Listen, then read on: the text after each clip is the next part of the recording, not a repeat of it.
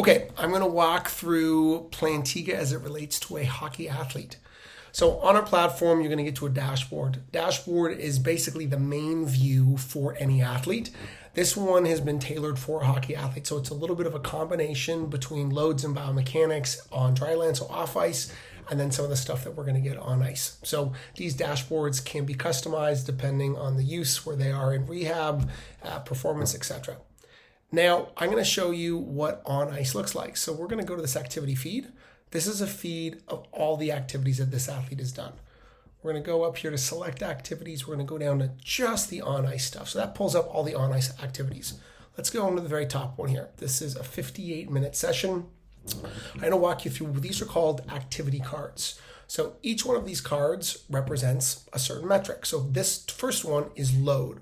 So we calculate the load for on ice hockey as the peak accelerations at heel, strike, and toe off, and we're capturing the whole signal even as the limb goes through space and time.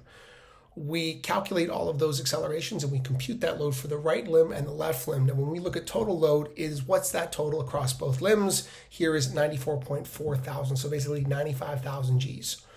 You'll see this little outline. This outline is a typical range. So after you use our system 5 times, it learns how you move and establishes this typical range. And then this dot is literally what the load was after your last session.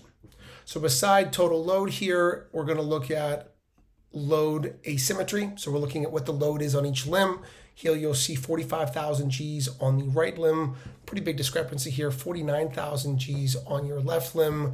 You'll see this typical range bar, and again, we have 8.44% on the left side. Next is intensity. So we take the Gs and we divide it by the minute to get a representation of how difficult that session was. And then below we have subjective questionnaires, again, really helpful to compare the qualitative with the quantitative. And then we have notes. In all of these activity cards, when I click on them, I get a tray that pops up that basically shows me the trend. So I can isolate and see how that metric changed over 1 month, 3 months, and I can do this across all the metrics. So that was load. Let's take a look at load asymmetry over 3 months. Again, you could really zero in on how this athlete is functioning week to week. Same for intensity.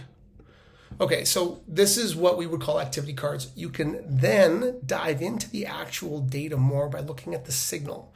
So I click on Explore, I go in, everything below this midline is the right limb, everything above it is the left limb.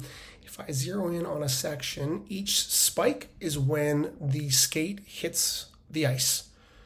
And so again, when we're just trying to look at peaks, we're trying to get a sense of the signal. Each spike is when the foot hits the ice, and then obviously through that swing phase is that trough between them. Good for really trying to dive into what some of those peaks might mean. And here again, pretty big discrepancy if we're looking at the peaks between the right and the left limb. When I go back to the dashboard, I think the value here is being able to look at what is happening on ice with the athlete to what is happening off ice.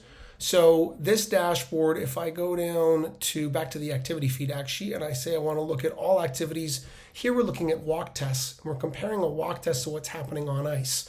So if I click on a walk test, like we would have on ice, we have activity cards. Here they're a little bit different because now we're looking at the metrics related to walking. So we have average speed, again, typical ranges. We have foot speed, very sensitive, but basically how fast that limb is moving, right versus left. Ground contact time, push off and impact, and then the subjective questions. So here we can make actual reports. So we can go in and see a walk report. We can share that. But again, the walking here was used in conjunction with what was happening on ice to drive better decisions around this rehab. Last point I'll make here is we can add to the data that we collect off ice. So here on ice is there, but we can collect a sprint test. We can collect a consecutive counter movement jump, which would get you a RSI and a jump height and takeoff and landing asymmetries, cyclic jump for a modified RSI, and then single leg jump for distance, for height, and then a single leg jump RSI. So the point here is being able to collect as much data as we can on ice and off ice, and then make decisions based on both those data sets.